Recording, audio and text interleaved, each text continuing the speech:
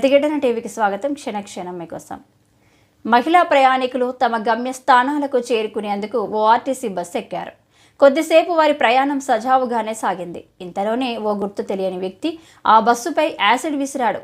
ఈ ఘటన విశాఖపట్నంలో కలకలం రేపింది. ఇందుకు సంబంధించిన వివరాలు ఈ విధంగా ఉన్నాయి. విశాఖలోని ఐటీఐ జంక్షన్ వద్ద శుక్రవారం రాత్రి 10 గంటల ప్రాంతంలో బీఆర్టీఎస్ రహదారిపై ప్రయాణిస్తున్న 28A/G ఆర్టీసీ బస్సుపై గుర్తు తెలియని వ్యక్తి యాసిడ్ విసిరాడు.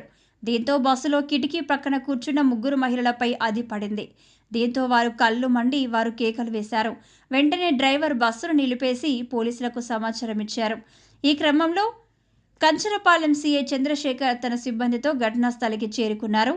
అనంతరం బాధితులను ఆసుపత్రికి తరలించారు. వారికి చికిత్స అందించగా కొద్దిసేపటికే సాధారణ స్థితికి వచ్చారు.